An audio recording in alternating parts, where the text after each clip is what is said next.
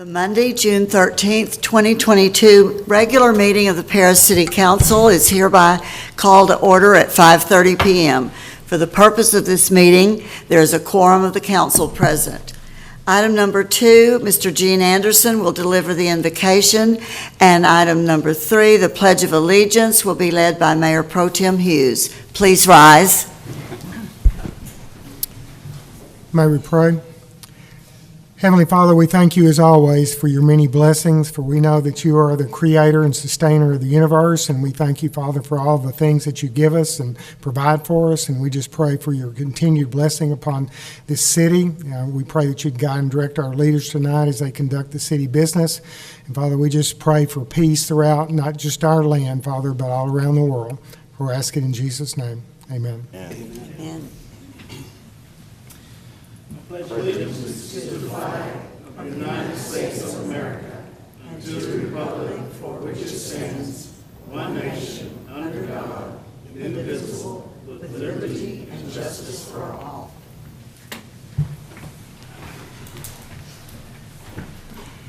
Item number 4 is a proclamation recognizing the Paris Junior College softball team.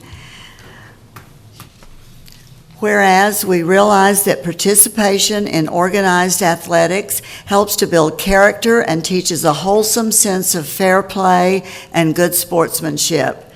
And whereas to excel in a sport, a person must demonstrate a great deal of natural ability, an outstanding spirit of dedication, enthusiasm, and hard work. And whereas a striking example of this has been brought to our attention in the achievement of the Paris Junior College Dragons softball team, having set new records in the history of PJC. And whereas the PJC Dragons softball team finished in the top 6 in the country, had 39 wins, first ever NJCAA national ranking, Mid-South B champions, national tournament appearance, and whereas the PJC Dragons softball team has the highest GPA in program history, and whereas the PJC Dragons softball team was awarded the National Tournament Sportsmanship Award, and whereas these remarkable athletes, along with their coaches, had a willingness to make sacrifices through hard work, total commitment, dedicated training, and the preparation needed to achieve these honors. And now, therefore, I, Paula Portugal, Mayor of the City of Paris, Texas, by the authority vested in me as Mayor of the city, on behalf of the Paris City Council and all citizens, hereby recognize the accomplishments of the 2021-2022 PJC Dragons softball team. Signed this 13th day of June, 2022, Paula Portugal. Ladies, would you come forward down front?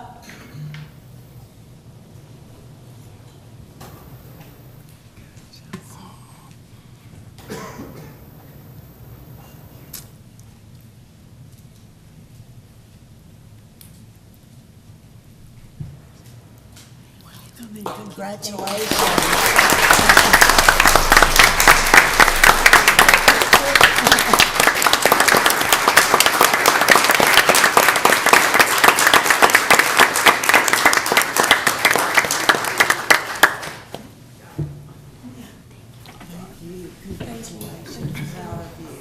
Congratulations.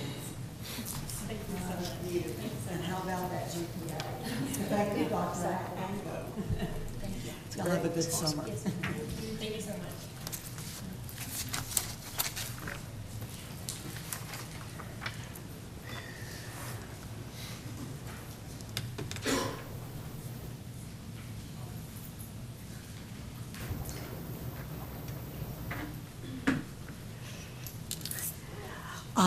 Item number B is presentation of the Mayor's Yard of the Month Awards. And council, when it's in a recipient in your district, if you'd please join me down on the floor.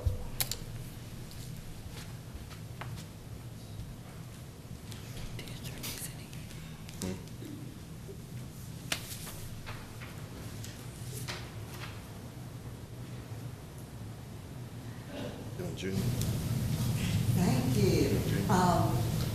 Okay. The first is Aiken Elementary for outstanding property appearance. And we have Clayton. the principal, Ms. Donna, Clayton. here to accept. Thank you. Thank you. Thank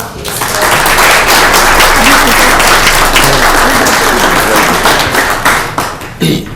That was Clayton's district. Oh, okay, sure. Thank you. Have a good summer. The gift cards are donated by Keep Paris Beautiful, and Ms. Crawford is the chairman of the board. For our outstanding property on 3310 Abbey Lane, Ms. Burl Bryant. I don't think she's here. Here, you can stop. Oh. Okay. We will mail that to her. The outstanding property at 2120 Bonham Street is Haskell and Deanna Roberts. Are they here?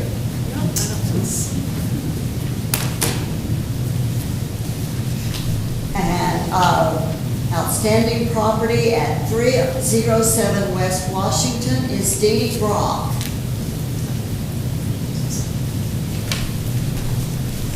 Congratulations.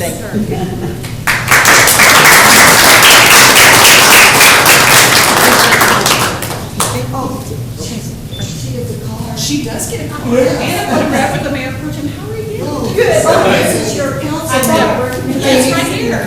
This is your council member, Mayor Pro Tem Reginald Hughes. People from the west side for sure. Okay, I'm gonna take the picture together. Oh, yeah, their picture, please. Okay. Thank you. Yes, outstanding commercial property, because it does bring dollars to Paris, is the Love Civic Center. And look who's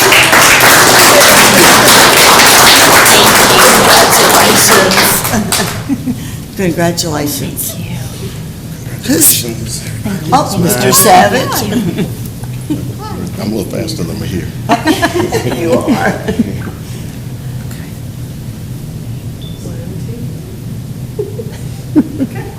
Thank you. Tell you what, who's in charge of the card? Okay, 25 bucks, there you go. Small claims. And the rehab of the month is Monique's Antiques, and Monique is out of town, but we will mail all these to her. Thank you, thank you.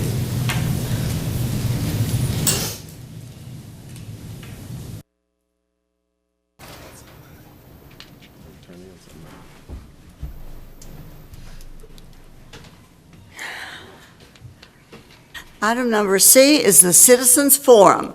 Persons desiring to address the council must limit their presentation to no more than 2 minutes. Unless an item is posted on the agenda, the Texas Open Meetings Act prohibits the council from responding to any comments other than to refer the matter to a future agenda, to an existing policy, or to a staff person with specific factual information.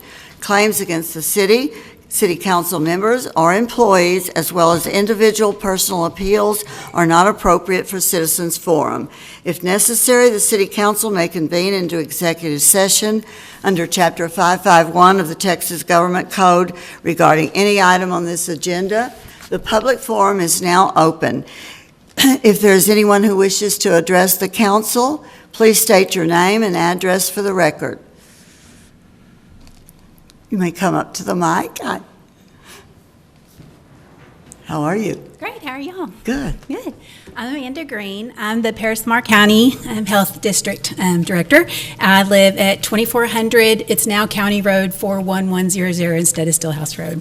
I just wanted to thank y'all for taking up the vaping ordinance discussion on the agenda tonight. I wanted to come talk about it because I was on the original committee that did the smoking ordinance, At that time, the vaping was carved out as a compromise on the committee that worked on that. And the reason for that was that there were several business owners that were just starting out vaping business in town. There wasn't a lot of data about it at that time, so they argued that it was all unknown about what vaping would do to people. And so that was carved out. Now we know that vaping does cause serious lung disease, including popcorn lung. And we know that while some older people may use it as a way to quit smoking, it's a pathway that a lot of younger people have started smoking, using marijuana or other drugs once they've started vaping. 75 different cities across Texas have already taken up vaping ordinances, so at that time we also didn't have a lot of comparisons, and now we have a lot of comparisons to look at. In terms of public health, the reasoning for having a vaping ordinance is that, of course, the people around others who are vaping, they're breathing in the toxic chemicals, and it carries on the oil and it hangs for quite a long time. It also gets on surfaces and clothes, and children have been found to even get poisoned by very low amounts of this oil because the concentrations are different in each vaping, so it can harm children who touch items. And also, of course, younger people see cool older adults using it, and so as an idea of not having people in our community vaping publicly, that has been recommended for public health. Texas law actually states, I believe, and I am not a lawyer, but just in the article I read in the Texas Medical Association, that if you already have a smoking ordinance, it covers vaping, but there is a carve out for restaurants and bars. So I think for Paris, what it would mainly just cover is looping in restaurants in Paris, as far as I can tell. I'm, of course, totally an advocate for looping in bars to our ordinance, but that was also one of the carves out as a compromise. So thank you all again for taking up this public health measure. I appreciate it. Thank you, Dr. Green. Anyone else wishing to address the council? Seeing none, the citizens' forum is now closed. On the consent agenda, items on the consent agenda are approved by a single action of the council, with such approval applicable to all items appearing on the consent agenda. A council member may request any item to be removed from the consent agenda and consider it as a separate item. Does any member wish to remove an item from the agenda for discussion? Seeing none, I'll hear a motion to approve all items on the agenda. So moved. There's Second. a movement and a second. All those in favor, please say aye. Aye. All those opposed, say no. Seeing none, motion carries unanimously. Item number 11 on the regular agenda, discuss and act on a resolution approving an economic development agreement with Paris Hotel LP regarding Town Place Suites and Fairfield Inn. Councilmember Pankaj has asked to be recused from item number 11 because he has a conflict. Do I have a motion and a second to recuse Councilmember Pankaj? Move. Second. Motion and a second. All those in favor, please say aye. Aye. Opposed, say no. You're recused, Thank you. Mr. Pankaj. Thank you. Staff, you have a presentation, please. I do. I'm standing in for Grayson on this item today. We have been working with Paris Hotel LP with a Mr. Tom Kirkland. Is Mr. Kirkland here this evening? Oh, great. He's here, and so he'll be able to answer any questions that you have.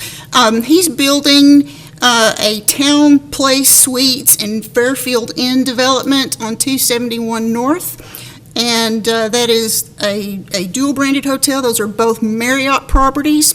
And so we have given him our retail economic development policy, which the council approved in January, and his development qualifies for incentives under that policy. And the agreement that we have come up with is an agreement by which the city will provide the company with 5 annual property tax grants in the amount of 100% of the city's M&O property tax assessed in the incremental taxable value attributable to the project. The grants cover the years 2024, 2025, 2026, 2027, and 2028. And there are 3 annual sales tax grants in the amount of 50% of the sales tax receipts in the applicable grant period. The grants cover the years 2024, 2025, and 2026. As consideration for those incentives, Paris Hotel will invest $12 million in the construction of the project and shall open the hotel no later than December 31st, 2023. It will maintain the property as a Town Place Suites and Fairfield Inn for the duration of the agreement. And each year that they're seeking a grant, you'll see on the agreement that Exhibit B is a whole bunch of forms. And that's so each year they can fill in that form and submit it to the city for a request for those grants. And that helps with our bookkeeping, and providing the forms helps him so that he doesn't have to write a letter every year. So we tried to make it as easy on everybody as we could.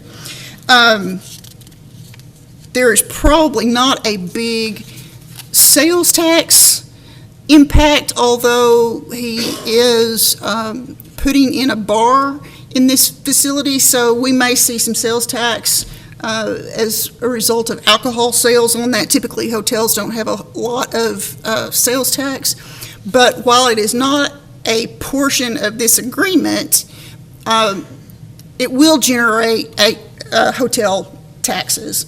And so those will be to the benefit of the city, as they go to the chamber, and that agreement we have with the chamber to manage those taxes to promote tourism and people coming into Paris. So, Mr. Kirkland, do you have anything you'd like to add? Sure, thank you. Welcome to Paris. Thank you, and I have a sport coat in the car, but it is awful hot today, so I apologize in advance to all of y'all for not doing that. But yes, we're really excited about bringing a Marriott-branded product to Paris, and it's something that Marriott has wanted to do for a while, and we're fortunate that they selected our group to do that. We've been building Marriotts in different parts of Texas for the last 8 years, and so we're excited about the brand. It's actually our first dual brand to do, which, if you don't know a lot about Marriott, a Fairfield Inn and Suites is what we would call an overnight stay hotel.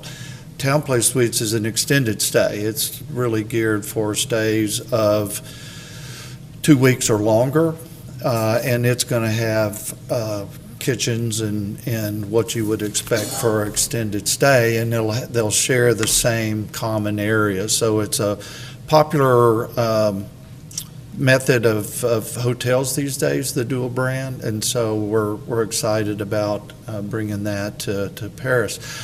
She made reference to a bar.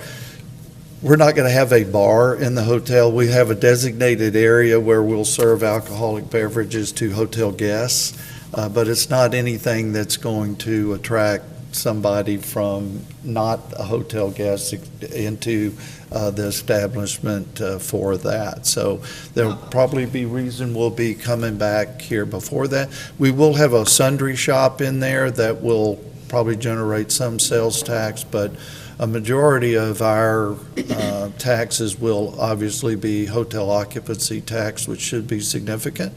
And then also our property value, I think, will really spur future development along that corridor of highway. So thank you for your consideration of this, and if there's questions you have of me, please ask that. But I imagine we'll be maybe before you all again as we proceed through this process. Thank you. Council, any questions of staff or Mr. Kirkland? I had a question, Ms. Harris, Ms. Harris. What does this mean in the amount equal to 100% of the city's M&O property tax? What is that? It is the portion of the property tax, it's maintenance and operations, it's not debt service. So, their entire tax bill has some tax that covers debt service as well. Okay. That's excluded from that because we have to protect our debt service taxes. Did I explain that correctly, Grayson? Okay, thank you. So the staff recommendation is obviously that you approve this agreement. All right. Any other questions? No question, but I think it's great to just be getting another hotel here because, we lost a significant, the Archer, I think is what it was. We lost part of that because of hotels, so it's great to just be getting another hotel here. And I think the Marriott is a great hotel chain and Fairfield as well, so sounds good to me. Thank you. I'll hear a motion. I'll make a motion to adopt the resolution approving a Chapter 380 Economic Development Agreement with Paris Hotel LP related to the development, construction of a Town Place Suites and Fairfield Inn, and authorizing the mayor to execute same on behalf of the city. Thank you. A second? Second. All right, a motion and a second. All those in favor, please say aye. Aye. Motion carries. Oh, well, all no. All, 5. okay, Six. 6-1. 6-0. All right. Do I have a motion to return Councilmember Pankaj to the meeting? Make a motion to return Mr. Pankaj to the meeting. And a second? Second. All right, all those in favor, please say aye. Aye. All opposed, say no. Motion carries. Mr. Pankaj may come back. Do we know where he is? Right there, he's right there. He's listening? Thought he'd be listening. Thought he'd leave the door open. Yeah. You want me to go get him? No, he's right there. Yes, and he did. Welcome back, Mr. Pankaj. It was close. We let you back. Thank you. Happy to be back. Item number 12, discuss and act on a resolution accepting the donation from Joseph K. Varner of property around the Lamar County Historical Museum building. Staff?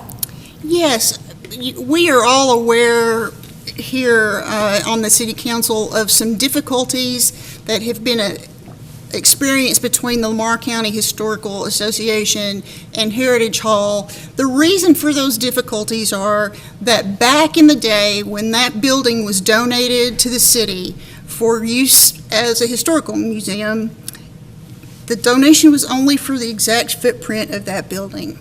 So it didn't even include a walk up to the entrance of the building. So over time, the Historical Association put a shop building back in the back that was an old church. They built a bathroom onto the side. Technically, that property did not belong to the city. We couldn't lease it to them.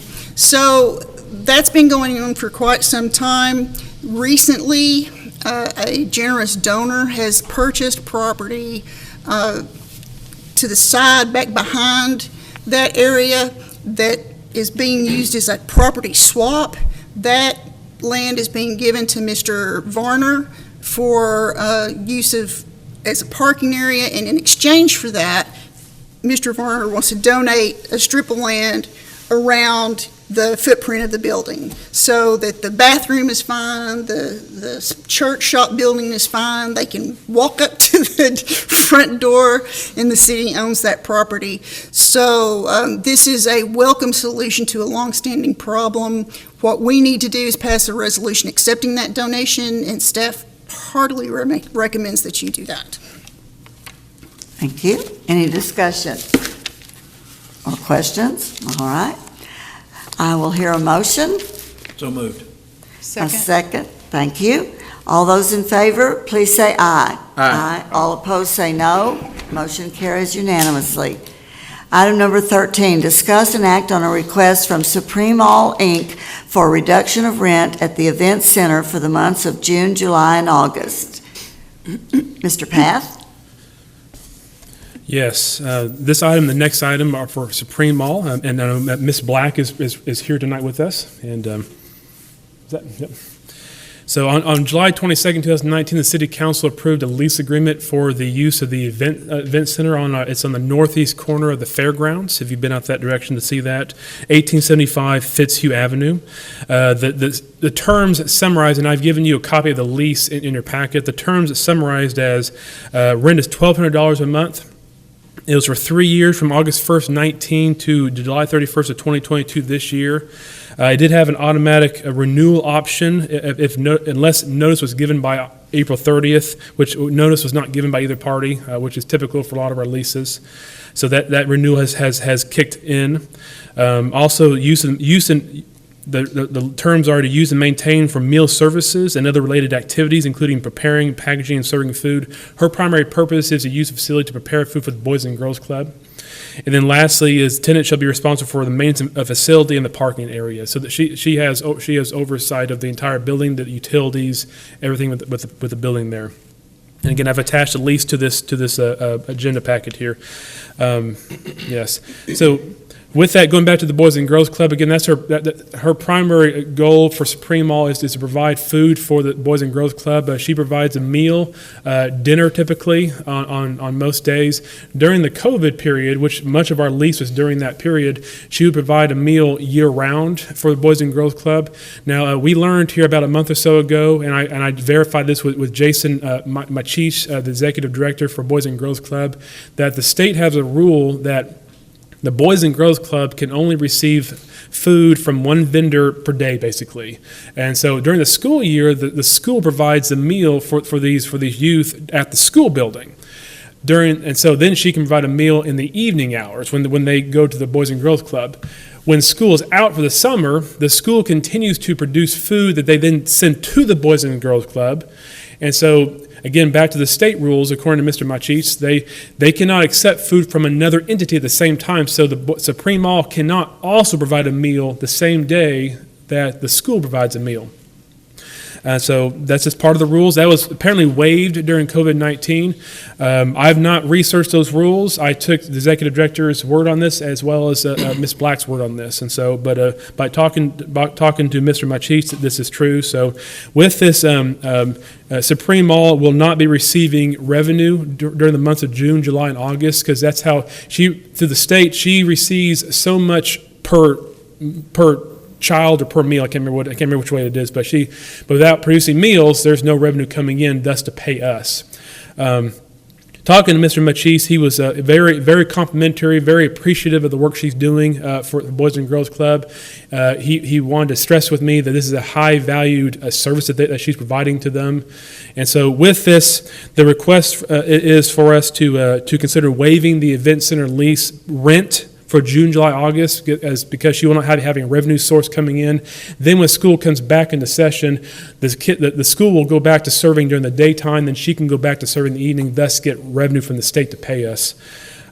With this, given what I've seen she's been doing for the Boys and Girls Club, I had no reservation to recommend a waiver of the lease of the rent for those 3 months. Your options are to either waive completely, waive partially, or not waive at all and go forward in that. All options would be valid if you so chose them. But that's the situation in a nutshell, and she is here if you have questions for her as well. All right, council, any discussion or questions? Well, I just have one question. How does this affect the next item 14? The two can run in parallel. When we get to that item, that one will take time anyways. Okay. And so if the council does pursue certain routes in that one, it will take time anyways. So we're talking months to complete that one. Yeah. And, I just like to say that it is a matter of fact that during the COVID couple of years that they waived some rules that she could provide at the same time the school provided, but now it's a matter of fact that she cannot. They'll only accept, they put the rule back in place, reinstituted it that only one vendor can supply food at each facility. And she used to provide for City Square, I think up until next year to last year, and now she no longer provides for City Square, so she lost that revenue as well. Mm-hmm. And then just in looking at the lease contract, it was kind of limited as to what she could do there as far as bringing in revenue. So I have no problem waiving these fees. I would also add that obviously the situation between the Boys and Girls Club and Supreme Mall is not our situation directly. Ours is the lease with them, but at the same time, as we have discussed in the past, we have worked with the Boys and Girls Club on looking at donating property to them. The council has expressed a connection, a public purpose for what they're doing there. So, according to Mr. Machis, Supreme Mall is highly valuable for the meals for those children. Again, that's not our situation there, but it does sound that the role we can play here may impact their relationship. So, and it would impact citizens. These children are citizens of this community, so it's going to impact them more than a lot of people know if she didn't provide that service. She would still be responsible for all maintenance of the facility. We would not incur costs for that. So that would still continue on. This would still be we would be losing some revenue with that, but we would not be gaining expense from that either. We wouldn't have any other entities or anybody operating out of the building for those 3 months, though, is that correct? We would, It should not be. Again, the lease is for for food preparation services. And that's all it can be used for. And I'm not sure, I can't remember the lease authorizes a subletting or assignment. Well, it did, but she would have to come before you in order for something like that, and you would have to approve it. If it's for, Yeah. that sounds familiar. I apologize, I didn't look back that far. is the entity Supreme All Incorporated, is that in the 501(c) chapter as a nonprofit? I'd have to defer to Ms. Black for that. It is filed as a nonprofit? Okay. I think it's a great service to the Boys and Girls Club. I would support waiving the fees for June, July, and August. It's no fault of Supreme All that there's this state regulation. Yeah. So I would support that. Yep, I agree, and I appreciate what you do for those kiddos. I got a question, Grayson. So, and I mean, I don't know, maybe I'm thinking backwards here, but if we're waiving, let's just say if we're potentially waiving the fee, is there restricted access to that building? Why would she have to do maintenance on that if she's not going to be at that building? Well, So let's just say if Supreme All turns over the key and says, hey, we're not going to touch this building for 3 months, I'm just curious. Well, yeah, I hadn't proposed that she not be allowed into the building. She would still operate her nonprofit with this. I'm sure there's probably some planning, coordinating going on there. I'm sure it'd be much reduced, but no, I had not proposed that she turn a key over to us. Okay, and then also, like Clayton was saying, is there anyone else that operates out of that building, or is this solely just Supreme All? To our knowledge, it's entirely Supreme All. Interesting, okay. That kind of It goes would- into the next item for questions, I have no knowledge of any other entity operating out of the building. just curious. It wouldn't be available for rent to another entity that wanted to maybe have a family reunion or something Well, like that? the lease is with Supreme All for the entire building. That's one of the things, the lease, the purpose is primarily the kitchen is what the purpose is for, but the entire building and the parking lot went with that. And Well, I so, was just thinking about these months, because they're Yeah. really busy, and I didn't know, this is the time when people have family reunions and things, Yeah. and I didn't know if it would be available for rental for family reunions or parties or something like that, that the citizens might want to rent the building and use it, since Supreme All would not be in there using it. yeah, well, the existing lease we have with her is rather restrictive on that. We would have to, I think I see what you're saying is if The city you're proposing rent it. that we kind of, she not use it for 3 months and then we use it for 3 months. Is that what you're proposing, or that Well, she no, I was sublease just it? Or asking if that was going to be available. Well, currently it would not be unless we amended the lease to give us access to that or allow her access to do that purpose. Okay. But under the current lease, that's not an option. And that's the point that I was making earlier, that it's limited as to what she can do. Because if she could sublease it out and do the things that y'all are talking about, then she wouldn't be before us today. She would be able to lease it out to parties and different things that the city approved, and she would be able to come up with the rent. Oh, But- I didn't mean that. I meant that, it's a No, city building, right? yeah, that's what I'm And that saying. if she wasn't in there, then perhaps the city might be able to Right, rent. but what it I'm to saying somebody. is she would be in there As a if five- she could, if if she's she a- could sublease it out. If she's a 501(c), she can't go for profit to do that, so that would release the entity, is what I'm saying. And And I- I agree with, if I we're see. going to waive the rent, I think we get possession of the building for the 3 months, and then We incur the give her, maintenance. and we give her possession back. Because of the 501c3 in status. Right. And I should, one moment, I apologize. And I did find section 19, it does say that lessee shall not sublet premises or any part thereof without the consent in writing of lessor first had and obtained in hand. So yeah, she cannot just sublease it without our permission, which has typically been run through my office. And, but so there's an option to sublease it, but we have always gone back by the wording of the contract has always been, is it food preparation related services is what we've always gone back to. So, but yes, go ahead. Yeah. And I also want to say, in those 3 months, I still have to have insurance on the building that I have to pay. And so if something is going on down there at the building, like a party or something, Oh, I Guess see. who it's gonna fall And I- on? Sure. and My I think that nonprofit. And I think what we're saying is you wouldn't have to have insurance. You would basically release building, insurance, everything. For the- 3 months? For the 3 months and then come back. Well, I whenever you paid need to. insurance for a whole year. Like I said, and if it's a Yeah. 501(c), they have extremely specialized programs that I'm familiar Yeah. with. They And can I do wasn't, that. I wasn't proposing that. No, I we was don't want just you on your asking- I had Yeah. asked to Yeah. do that, and since you said I had asked, I wouldn't be here today if I could do that, because that would take care of the rent. Sure. Why? Because I had a ton of people call me for family reunions, and I can't do it. So if I could, Yeah.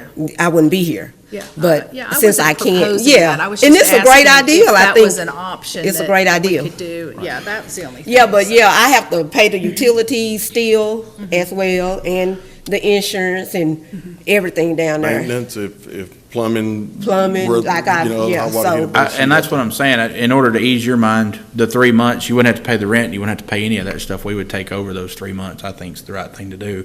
That alleviates you from having an insurance problem if we had a tornado blow through or something crazy happen, or if you had a fire because you're not up there Yeah, as 'cause much. I in had those to 3 buy, months. I'd- equipment to go in there. Right, Yeah. I would rather us Just for take. the Yeah, we nonprofit. would want to have, we wouldn't want to rent it if her equipment's in It's there. like Yeah, I your have to personal have certain equipment. Like I equipment say, I by the think- health department to pass to be to do it, and I had to go buy that, and it's in there, so that's another thing covers in the insurance, all that Okay. equipment and stuff. So in the 3 months, don't you have paperwork you still have to Yes, work I do. through the state? So- Yeah, training I have to do to be up on code, just to, do the, food program. Right. If I can add real quick, I mean, we're already halfway through June. If we were to take it over and try to start leasing, I have to market it, coordinate, plan. By the time we get our act together, the 3 months is over. So I would not recommend that we take it over so that we can start renting it out, because it's just logistically, it's just not something we really need to take on right now. I should also add too that some of the things we talked about here about like family reunions, some of those may not qualify as public purposes. So we have to be careful when we walk along those lines there, because again, this is a public building that we're looking at leasing, and we've already leased out to them. So we could always look to renegotiate the agreement. We have to still follow public purpose related lines. Sure. So, but again, I would recommend that we not take it over to then start renting it out, because again, we're already part of the way through that 3-month process. I wouldn't say to necessarily do that now, but I think we should look into it in the future. Sure. Just for potential, other clients that may come through that building if it still remains in the city's hands. So I just want to just throw that out there, but I think that's a great option. I was wondering that too whenever I was reading the material, saying, hey, this could be potential revenue for the city. Yeah, But you make a good point. There are some options that we could, if we wanted to renegotiate the lease, which kind of gets in the next item a little bit here, but there could be some options that allow her and the city, Supreme Mall and the city, to have more options available there, do more things with the building, give Supreme Mall some more options, give us some more options. There's some things that could be negotiated there, but we can get that in the next item there. But, When is the due date to re-up on that lease? Well, it was, we had to have notified as of April 30th. And so we did have a conversation at the time. We both spoke and we both felt, okay, yes, we will continue the lease for another 2 years, which was allowed in the lease agreement. But this conversation has come up again since then. We did discuss a while back, but that kind of went to the side, and now she came back again after the April 30th deadline. So we've missed that deadline, but we could always mutually renegotiate a lease, so. Yes, after I got from the state sending us emails and things like that, it let me know this year you will not be able to serve during the summertime, because COVID is over.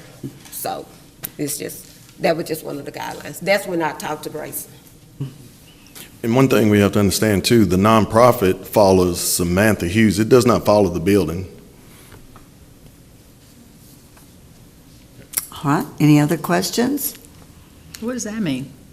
Well, she can operate her nonprofit. She doesn't even have to use the city's building to operate her nonprofit. Somebody made the point about the nonprofit and operating out of that building. The nonprofit follows her wherever she goes, Supreme Malt. I see. Yeah, That I- building, if the city okayed to do other things in rent, that would be out of the distinction of Supreme Malt and the nonprofit food program. Right. Supreme Mall just couldn't have possession of the building if you were doing for-profit activities is what I was, I totally agree.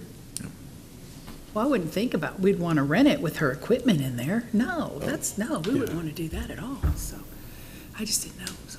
All right, I'm done. All right. No further questions or discussion. I'll hear a motion. Make a motion to waive the event center rent for June, July, and August, renewing the rent beginning in September. I'll second. A motion and a second. All in favor of the reduction of rent, say aye. Aye. Those opposed say no. Motion carries 7-0. Item number 14, discuss a request from Supreme All, Inc. to consider donating the event center to their nonprofit corporation.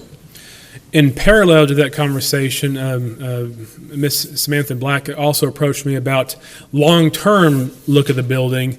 Again, the last item was more short-term, immediate, June, July, August, but long-term, she's requested that we consider donating the building to Supreme Mall. As a nonprofit, under state law, we have the ability to donate property to nonprofits. For profits, we can't do that. We have to put it out for public sale. But we do have the ability to donate to a nonprofit if it is perpetually used for public purposes. That would be on the deed in perpetuity for that. And so, but with this, we've had some preliminary conversations about this.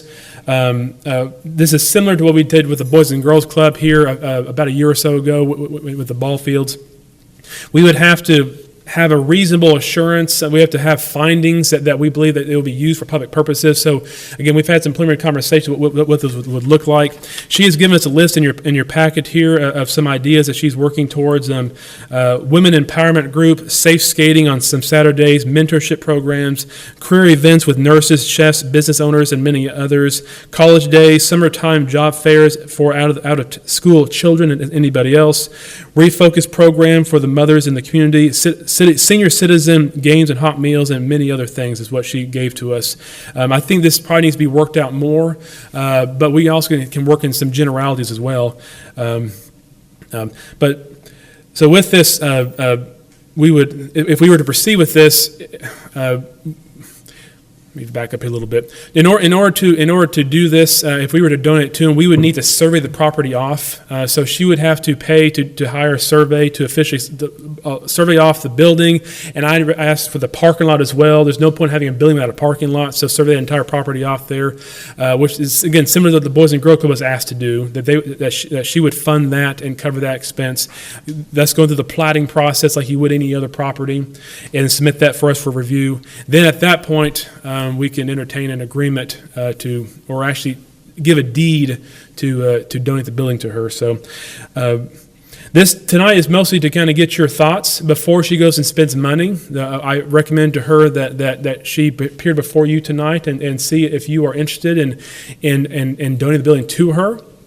Other options, of course, are to keep the building, not consider donating it. Another option could be to renegotiate the lease. I know, talking to Ms. Black in the past, lease rent has been a concern for her, as well as restriction on what she can use the building for. Again, when you look at the lease, it's for food preparation purposes, so that kind of restricts her to the kitchen area over there in practice.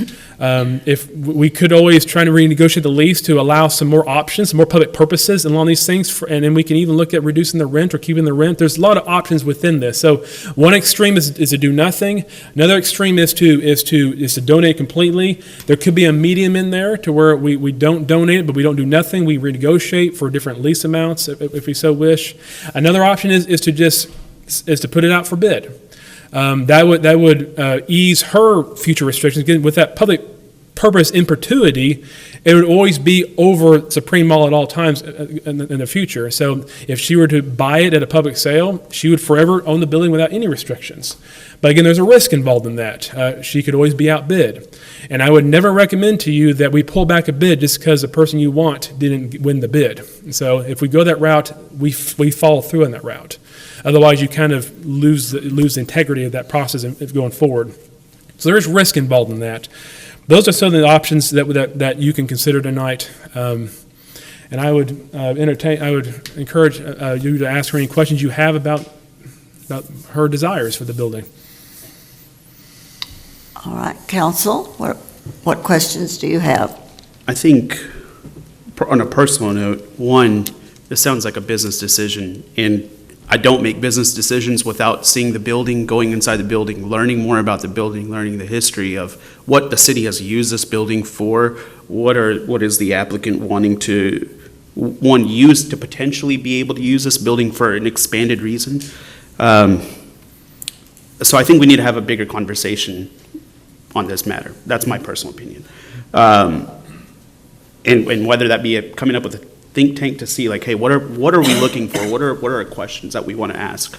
But a lot of things that I'm thinking about and kind of wondering is that these are all great programs, and I like this. My question is, where do you get the funding for this programming? Again, I am a nonprofit, and I will be able to get my grants going that I have been working on. Like I said, this lease limit me, so it's no sense of, I can't move with this lease. Right. My hands are like this, so.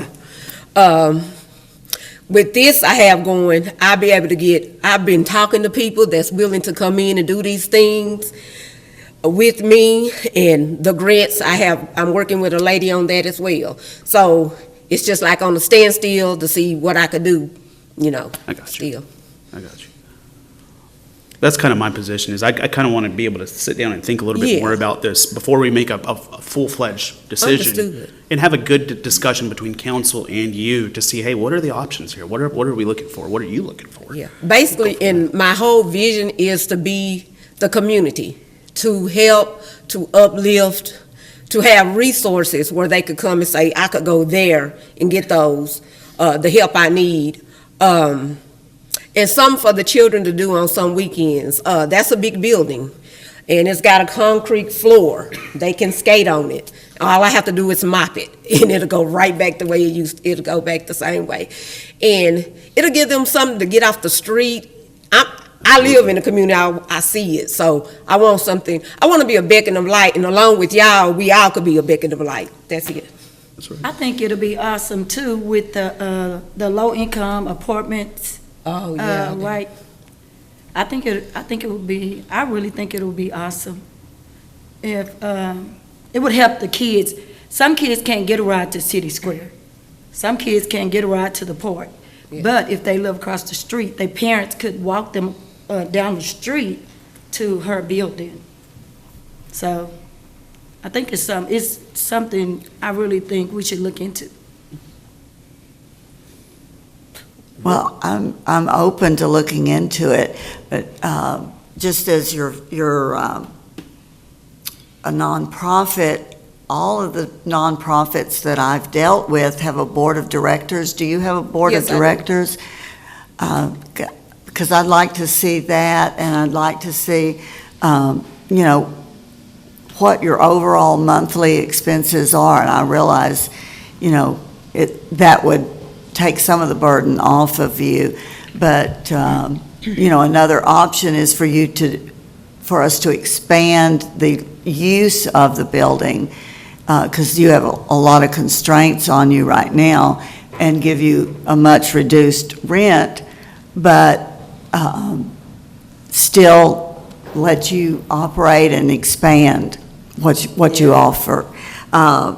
As a council, with anytime tax dollars or taxpayers are paying, I think we have to be very transparent and very accountable to what we do. So I would want to look at where this leaves the city, what kind of oversight, because you would be getting a limited title to it. And also, one other question is, grants would be one source.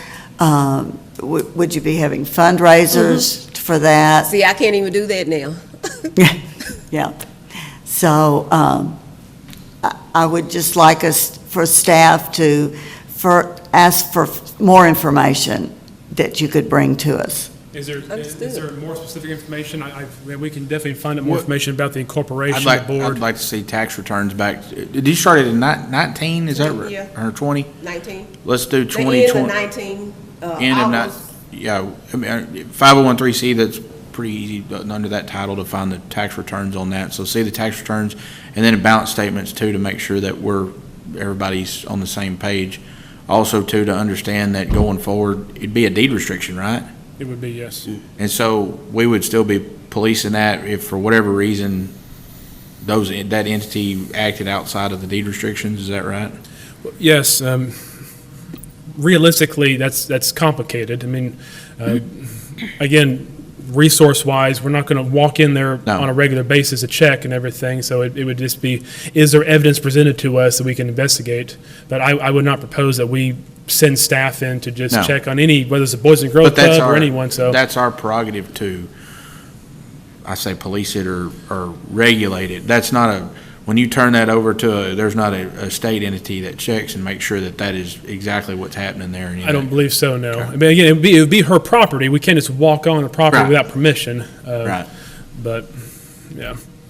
So when you say deed restrictions, exactly what does that mean? I mean, what? So like, say a piece of land, you're going to sell 25 acres out in the country and you're going to split it up into 2-acre lots, and you don't want trailer houses on it. You can deed restrict a piece of property that doesn't have trailer houses. In my business now, we have some of that stuff happening, and a sheriff actually does it, county side does it, but they go and actually note the person for if you're outside of your restriction or, where you're not supposed to be, and then they give them a warning, I believe, and then the sheriff actually takes over and can go in there and pull out whatever the restriction may be. There's everything from trailer house, you can put anything in a deed restriction. So that's what I'm saying, and I don't want us to get in a deal, and I don't want you to get in a deal where we have to deal with it down the road, or maybe you're gone in 25 years and your board's doing something that, that we have to deal with, or something that's not, it's something to think about, because it's something we have to deal with as a city, and we also have to deal with as a nonprofit. So I want to make sure everybody understands there is still some, that's your clawback, more or less. Right. I mean, and this is a local government code provision. State law requires that in order to donate property to a nonprofit, that there has to be a deed restriction that says that she would own that, the nonprofit can own that as long as it is being used for a public purpose. So, for example, we've kind of talked about it a little bit. It may not be a public purpose to use that building to have rented out for family reunions. So that might be something that causes a problem with the deed restrictions. We have a similar deed restriction because it's a similar provision of law on our sports complex in all the land out there by the Civic Center that was donated to the city from PJC. There's a deed restriction in that deed that says if ever we quit using that for a public purpose, that has to go back to the junior college. So it is something that you have to pay attention to. Again, as Grayson said, it's not like we're going to be the deed restriction police so much, but if we were to find out that there is a non-public purpose happening in that building, we would be under an obligation to take some action. So just using the softball complex as an example, don't we have people that lease those out and have leagues for money? Because I know I played in them for years through Camel Soup, and we paid to use those facilities. So somebody is making money off of those, am I correct? Well, it's a little different than that because it's under the education code. So there's a slight distinction between that. But part of that transaction was that the softball team gets certain priority use on those fields. So there's some distinctions between that. That might not have been a really good example. But we would have to pay attention to at least not close our eyes to what's happening in the building. Not that anything bad would happen in the building, it's just that we have to kind of be aware. If we were to rewrite this lease, renegotiate a lease, would it be legal to allow Supreme All to sublease for events? Well, it would certainly be legal for us to do that with the lease. Now, what that would do for her and her nonprofit status is something between her and her board and their attorneys. And I can't give her the legal advice on that, but that's certainly something that we can do because the lease isn't predicated on the fact that she's a nonprofit. I mean, that was attracted to us as a reason to lease the property to her, but we could certainly open that up in a renegotiated lease. And, if you were interested in reducing the rental on that as well, yeah, there are lots of options that really a renegotiation of the lease may be a more attractive solution to the problem because you don't have that deed restriction hanging out there. And I'm not sure if this is a good comparison, but the school districts, Boys and Girls Club, they're nonprofit, but they all rent their facilities out for money. You can't just go use them for free because there's costs, Sure. in that associated with it. So they rent those facilities out. And I may have used a bad example. I will certainly make sure that I'm not misquoting that. As to what how wide an ambit that could cover. Well, the question kind of is can she charge for people to use the facility? Yes. Well, yeah, that is the question. Yeah. That is the question. And, certainly with nonprofits too, it's not that you can't make any money. It's just you're not a profit-based association. You charge for some of your services. For example, I was on a board of directors for a facility that has an after-school program for special needs children, and we don't do that for free. We can't keep the doors open. There has to be a sustainability model there. Exactly. So it's not so much that everything has to be for free. That's not fair. Also, the Boys and Girls Club, the buildings across the street that I think that was donated to the Boys and Girls Club, they have for rent signs up. They're nonprofit, right? Yeah, but I don't know who donated that to them. It's not anybody, there's not a restriction Only if for. the city donates. It's only if a governmental body donates. Okay. But if you, Ms. Moore, wanted to donate some of your personal property to them, there's no restriction on what they could use that for. Yeah, we're accountable to the taxpayers, Right. basically.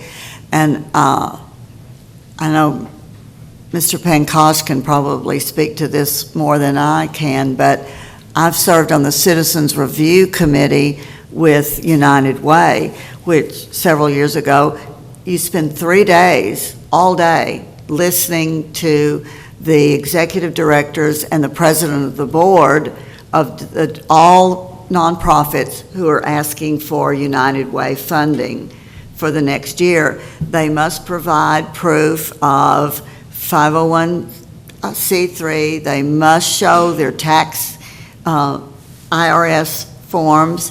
They must show all their financials, their tax return, as well as salaries and how many employees. And that's just to make sure that there is oversight.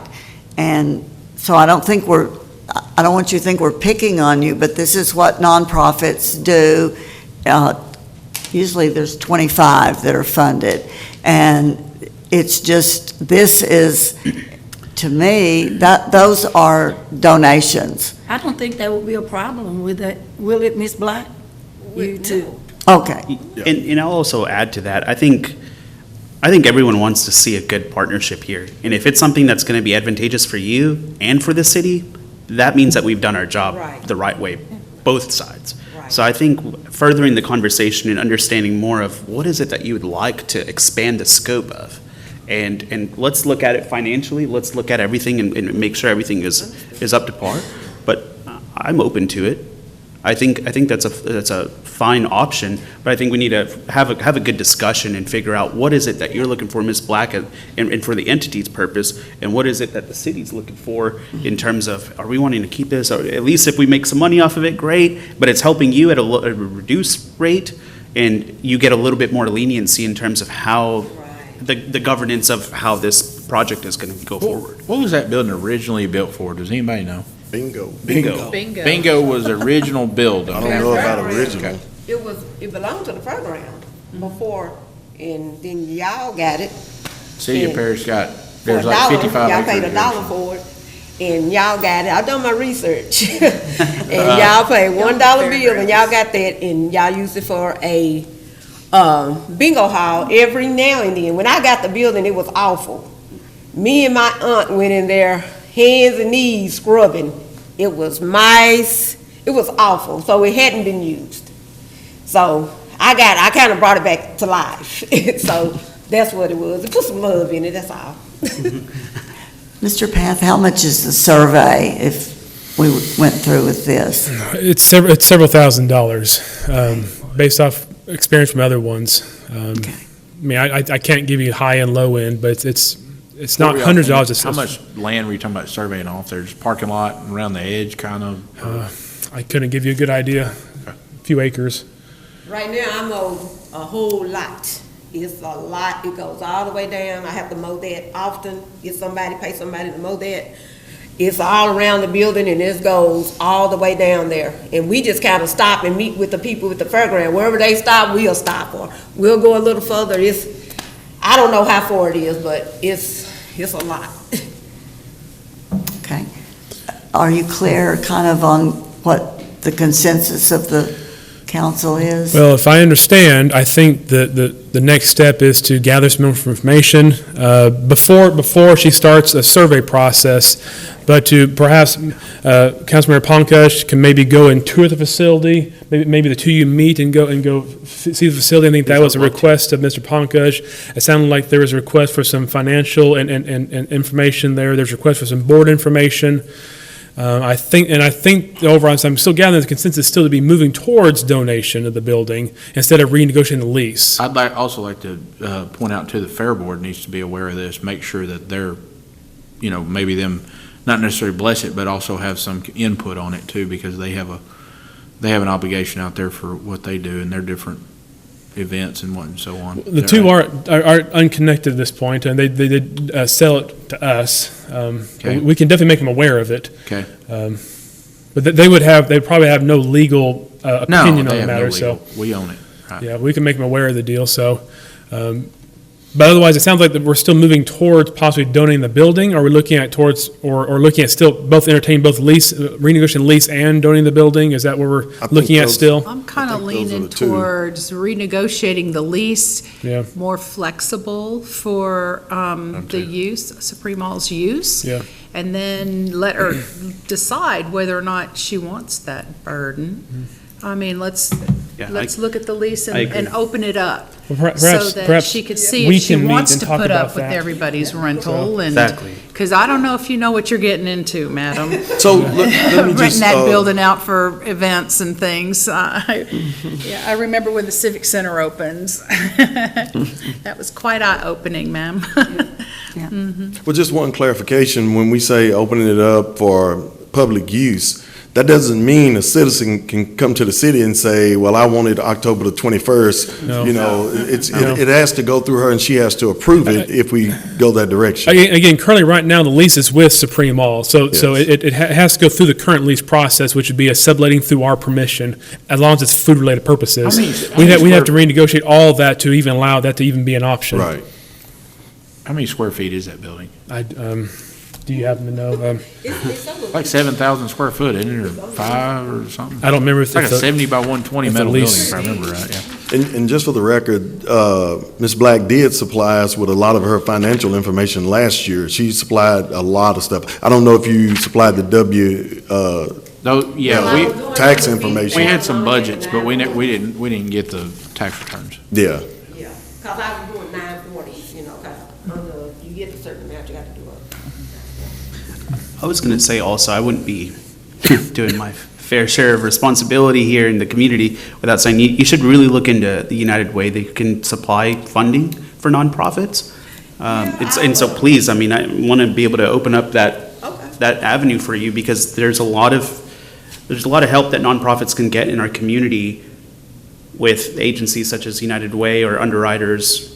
So please look into Right. that, and if you would like some further help Yes. on that, please reach out. I would love to be able to work with you. Thank you. Yes, ma'am. Thank you, Ms. Black. So I guess at this point here, we will just pause this process. We'll gather more information. I'm going to meet with Ms. Black, talk about those options a little bit more.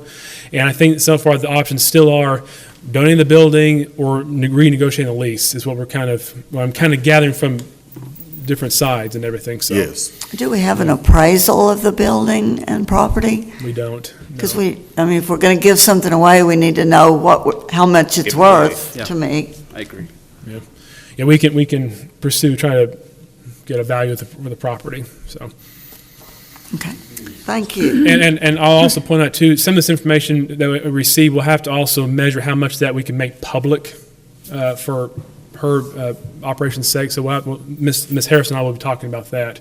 And so, but we'll have to work through that carefully about how much we can just put out there public, Oh, so. yeah, absolutely. Yeah. Needs to be fair. Thank you. Item number 15, discuss and act on an ordinance amending section 7.03 smoking of the Code of Ordinances to prohibit vaping in public places and to include a variance process for businesses with semi-enclosed places of employment. Mayor Mr. Vine. Pro Tem, Council, we already heard someone speak very passionately and intelligently earlier in the citizen comment. While that was not choreographed, I'm going to use it as a springboard and introduction. I'll speak directly to the e-cigarettes and vaping, and city attorney is going to speak to the remaining portion. E-cigarettes and vaping have become very popular, especially with youth and young adults, and there's an alternative to traditional tobacco cigarettes. Some cigarettes, e-cigarettes, contain nicotine, while some do not. Some contain THC, some do not. Current city ordinances do not regulate the use of e-cigarettes. As we heard earlier, many cities have adopted ordinances to include vaping in their smoking ordinance. According to the U.S. Center of Disease Control, CDC, most e-cigarettes contain nicotine, a known neurotoxin considered to be one of the most highly addictive substances available for public consumption. While the users inhale e-cigarettes aerosol into their lungs when they exhale, bystanders can also breathe in this aerosol when the users exhale it into the air. The FDA has also raised concerns about the epidemic levels of youth, the use of e-cigarettes, which may lead to the use of conventional tobacco products. Again, our current ordinance does not include vaping or e-cigarettes, and we would recommend that it does. Thank you. In the second part of the ordinance that you have in your packet, you'll recall that it's been some months ago that a group from Turner Pipe came in. We kind of had smoking in bay areas one way and then another way, and then when it went back again, and this group came in, and the people at Turner Pipe in the Wilding Bay really want to smoke. So we talked about having a variance process, and I'm getting to this now. between the time they all came in and now, Turner had a pretty drastic reduction in force, and it kind of became a back burner issue. But they're starting to ask about it again, and since we were talking about revising the ordinance to talk about vaping and e-cigarettes, it was a good time to do them all at one time. So at the council's direction, I have tried to come up with a variance procedure for the business owners, because I understood that is what you were interested in doing. For semi-enclosed spaces, we've added a definition for semi-enclosed places for some place that has at least one of these big bay doors. So I put in an application procedure with requiring information that I think you as a council would want to know. For example, is it someplace with a big bay door, or someplace with just a little garage door that really isn't opening an enclosed space at all?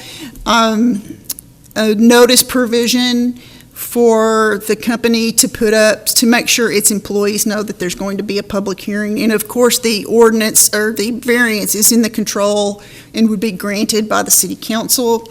And that would be a final decision, non-appealable. I've got the variance set up for being a 3-year variance, and, in perpetuity, they can renew that as long as the city council agrees to that. They would come back with a new application. So that was my attempt to put in what I thought was a fair variance procedure to both those who were interested in smoking and those who were not, because part of the issue we've had, at least in that location, is some that were really opposed to that. So they've got the ability to come and be heard at the public hearing as well. So I tried to strike a balance there, but certainly this was my first shot at trying to come up with such a procedure, and if it requires too much of the business or not enough, you can let me know, and we can always bring back a revised ordinance to you. All right. Questions of staff? I have a comment. Okay. Okay, when this all started, and we worked in the variance that we all approved as a council, no offense, Ms. Moore, you weren't here, but I know that you will support this. I feel very strongly. But we asked that there be a petition signed by the majority of the workers that work in that area. And we also asked that the variance be signed not only by the plant manager, but also by the human resource director. Those entities needed to sign, acknowledging that they were aware of the variance and that they were in support of the variance. Certainly the plant manager, because, it is their plant. Right. But human resources, because this may or may not affect the company's health insurance that is afforded to the employees. So those were a couple of things that were included in our requests or our allowing of variances. Okay, that's easy to put in. Good. I'll just say, just as a general note, I know that when we had this discussion last year, I think the intent behind this variance process that was thought up and put in motion now is to retain those employees. And right now, we need that. We need help. Every job out there, every business needs help. And so, although I am completely opposed to smoking, I am not a big vaping guy, I'm not a fan of it. If there needs to be a variance, and if these companies and business owners need that support, then by all means, I'm in all support of it. But I want to make it as easy as possible to be able to have that variance, so that way these factories and business owners are able to continue their work. So I appreciate and applaud city staff and Ms. Harris here for thinking about that and putting that forward.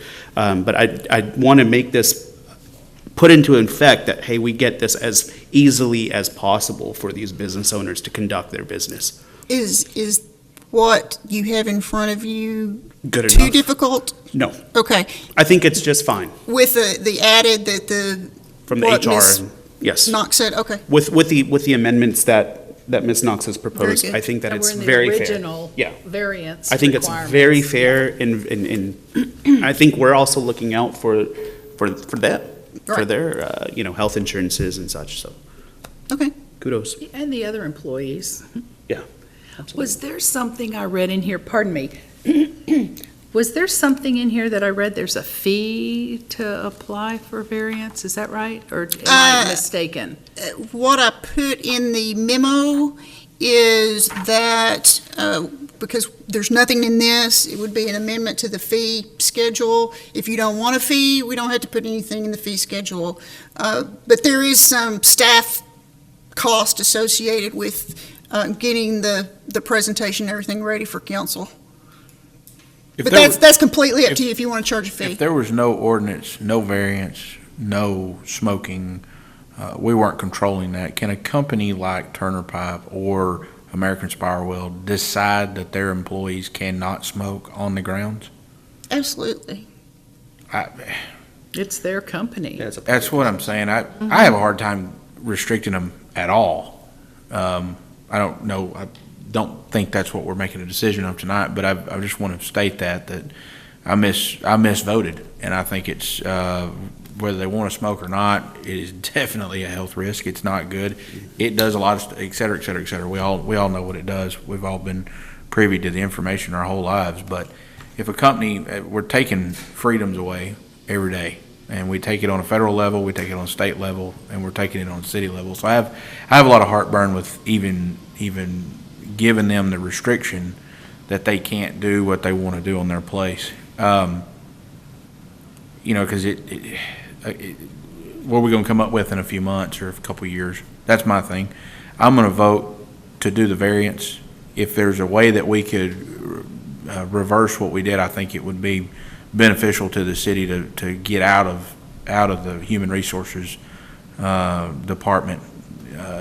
We need to let the human resources, the companies run their companies as they see fit. Some of these companies don't want them smoking, period. My past employer, my father, restricted it at all, any property, vehicles, the whole 9 yards, and tested for it. It was a huge expense. You didn't do nicotine on the job because of our health insurance. However, that was his company decision, and obviously in Delta County, there's not any restriction there.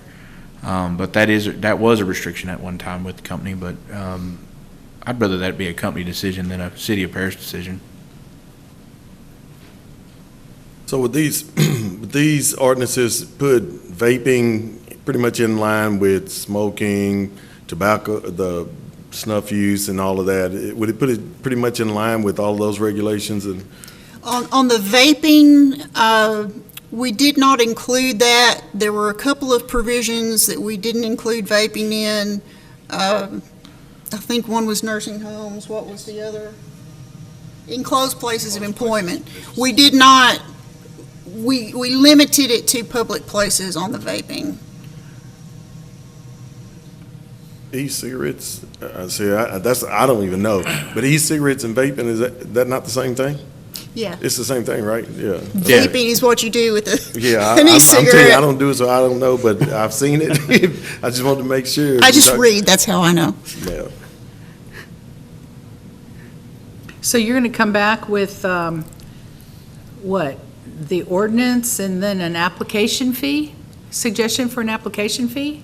Well, you tell me tonight if you want an application fee or not. If you're wanting to make it as easy as possible on businesses to be able to get this variance, maybe you don't want to charge an application fee. That's up to you.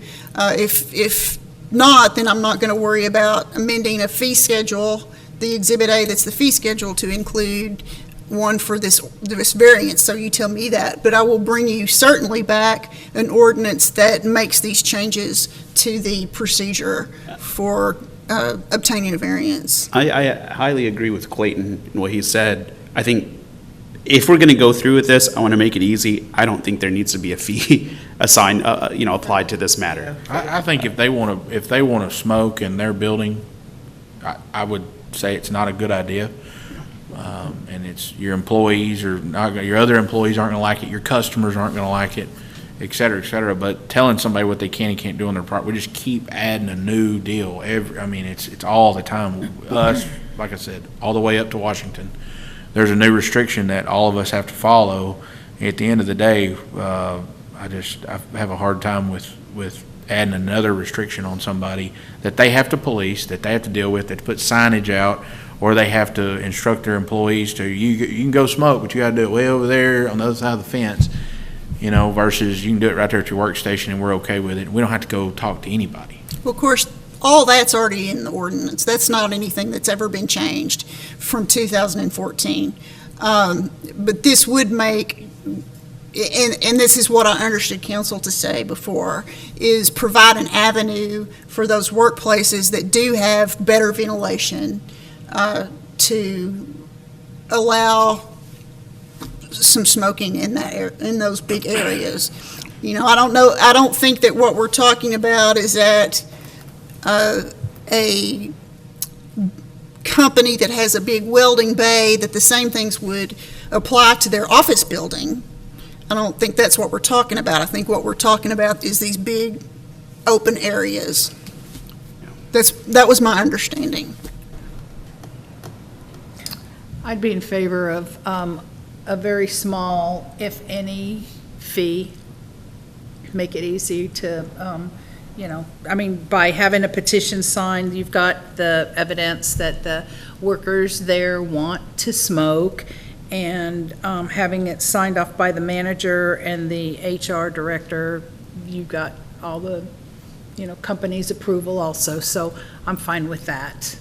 I like those two additions. Do we act on the ordinance amending it, or with those amendments, or do you bring it back to us in 2 weeks? I think you would prefer that I bring it back to you so that you're not voting on something you haven't seen. Mm-hmm. Okay. But I can do it either way. I agree with that. Bring it back. Other businesses in town handle this that may not have, they're not all going to have these open bays or whatever. So I'll tell you from my perspective, a very long time ago, we used to be okay with it. Then we went completely smokeless, 100% smoke-free in our properties. And then now we're having such a difficult time finding anyone that wants to work, period, even show up. So I'm at that point where the last 4 people that I've hired for the same position, they've been smokers. And I said, just go outside and smoke and come right back. If that's what you need to get by, then go for it. But you still man your position and do what you need to do and put that cigarette out whenever you need to and come back. So I'm trying to be as lenient as possible and, give a dog a bone, Yeah, That's all you can do. At our facility, we had what we call smoke areas. They were enclosed, but they had windows all the way around, so you could open the windows up. But now at Campbell's, you have to go to the parking lot and inside your car, even with the e-cigarettes. So you have to do it inside of your car on the parking lot. So no And smoking allowed in our the facility at existing all. ordinance is not anything terribly, out of the ordinary. It wasn't groundbreaking or anything. Other communities have done that, and I think that's really the trend, is as a public health measure. But whatever is the pleasure of the council is what I'll bring you back. All right. Is that a consensus that Ms. Harris bring it back to us With those amendments, is that correct? with those amendments? Perfect. All right. Thank you. Thank you. Item number 16, discuss and act on an ordinance amending Chapter 10, Streets, Parks, and Other Public Ways and Places, Article 10.05, Streets and Sidewalks of the Code of Ordinances to add Division and 8, micro-trenching, to provide regulations and specifications for installation of conduit for fiber optic cable, city rights-of-way through the micro-trenching process. Staff, you did a lot of work on this. I appreciate it. Would you give us that presentation, Mr. Vine? Yes, ma'am. Mayor Pro Tem, Council, again, good evening. To talk about microtrenching the ordinance, the city of Paris is experiencing fiber being put into the ground, which is a wonderful thing. And we expect more of that in the future. But when deploying a fiber network, traditional trenching methods can be expensive and time-consuming and cause extensive disruption, especially to public streets. Streets have to be closed while they're dug up, causing disruption to residents, drivers, and local authorities.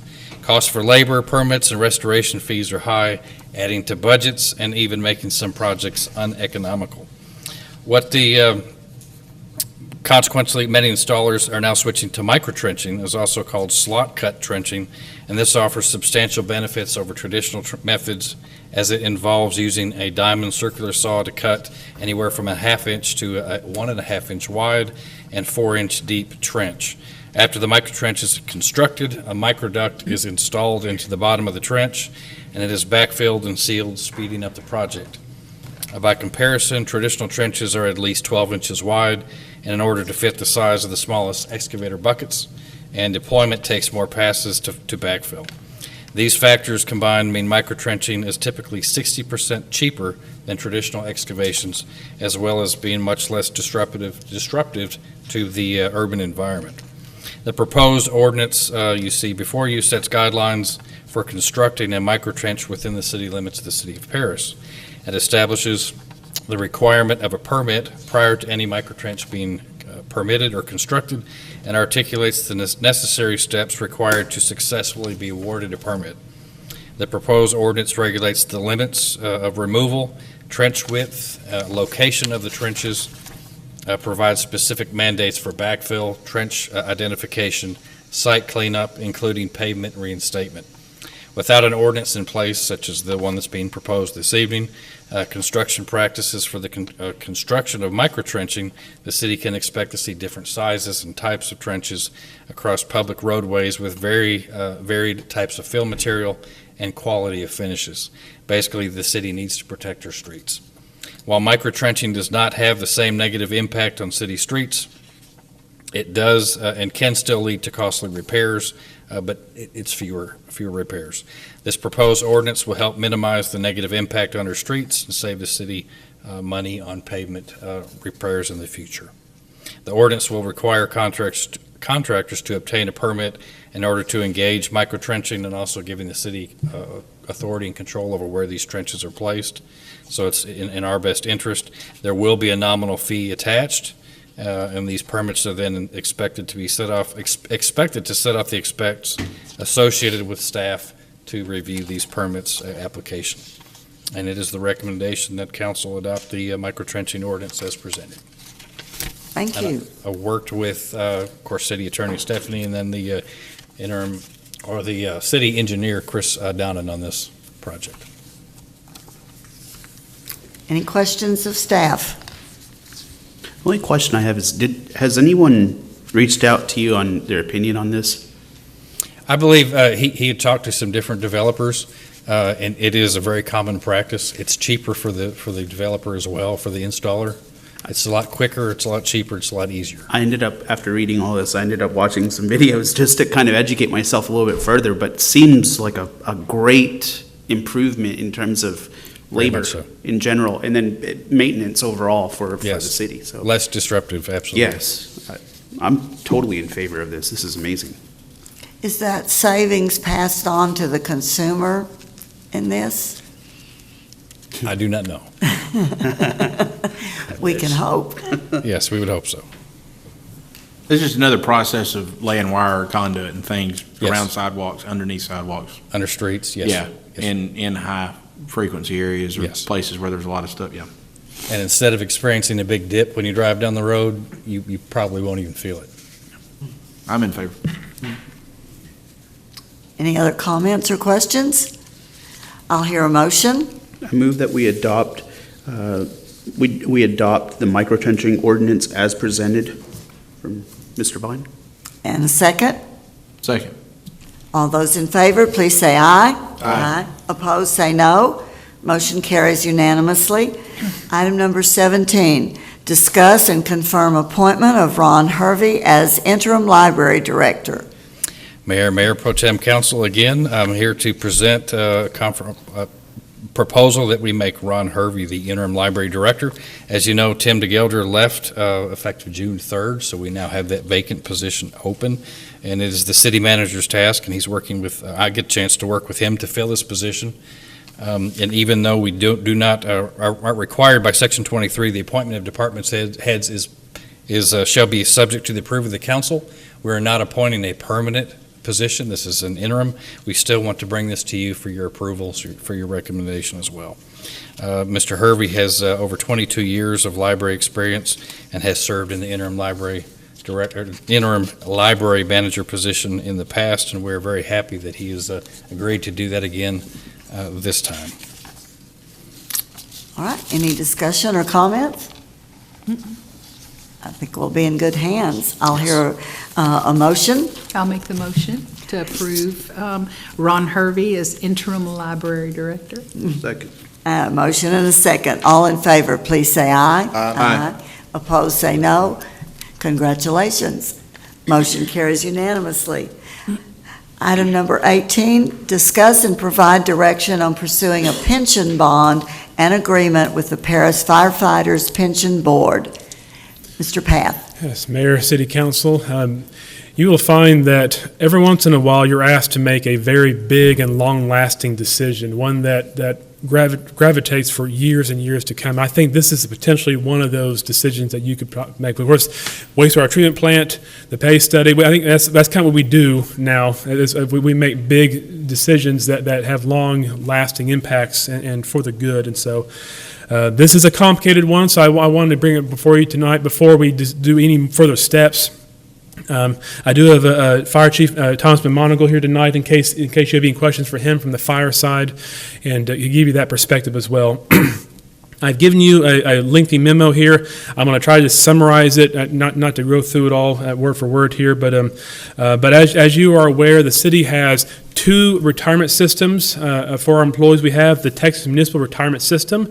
Last year, the City Council was gracious to go from a 6.12% to a 7.14%. So that's the one we're talking about here. We also have for the non-fire for the fire personnel a Paris Firefighters Relief and Retirement Fund. This dates back to 1941, so it's been long standing. Back in those times, it was common to have your small scale pensions. That's just what they did back during the Reconstruction, those periods there. A lot of our current employment laws came about during the 20s, 30s, and 40s. So this is one of those outcomes from a lot of that. It is regulated by the Texas Local Firefighters Retirement Act in Texas, and is managed by a local board of trustees, which is made up of a few non-firefighting employees and then a firefighting employees, as well as a citizen. Back in August, an article came out in the Dallas newspaper that was discussing the various TEFLA funds, these pension funds throughout the state. And unfortunately, Paris had the dubious privilege of being the least funded pension in the state of Texas. We were at 29% funded at that time. We're now at 30%, so we've gone up a percent. But we were identified as the least funded. And that doesn't mean that we have the biggest deficit. Obviously, some of your bigger communities have a bigger dollar deficit, but again, from a scale perspective, we had the least funded fire pension in the state of Texas. I did not like to hear that. And so with that, I made it one of my goals to dig more in this, find out what does this mean, what's the immediate impact, what's the long-term impact, how do we solve it, how do we change it, and so forth from there. I learned that in the pension, while we are 29% funded, we do have a plan to become fully funded in 30 years. It's through the contributions, the percentages. The employee puts in 16%, we put in 14%. As I'll get on a little later on here, there is a certain assumption that the benefits will not change. All of that, if those things were to stay status quo, we could become fully funded in 30 years. The truth of the matter is, we believe that for the last 40 years. And so every year it's a moving target. That's no fault of any one person. I mean, changing legislation, changing population numbers, staff coming and going, all that impacts all this. The market has major impacts on this. So it's been a moving goal for 40 years. I honestly, I have no doubt 30 years from now we'll be saying it once again. To be 30 years out. And so that is how local pensions are like. You look at all your, of course, metro communities, but a lot of your local pensions, they never get caught up. My last community in Nebraska City, they made the decision back in 1984 to freeze their pension for employees. They are now today down to one employee left. They've almost totally taken that burden off the taxpayers. It's almost all paid off, and so we're working toward that. They do have to still fund the future requirement of that, but it's been dwindling down in numbers, so they are nearing the end of being out from underneath that burden there.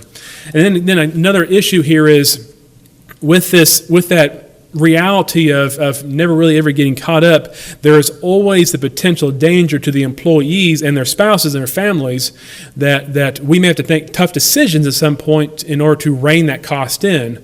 That has happened in, of course, metro communities.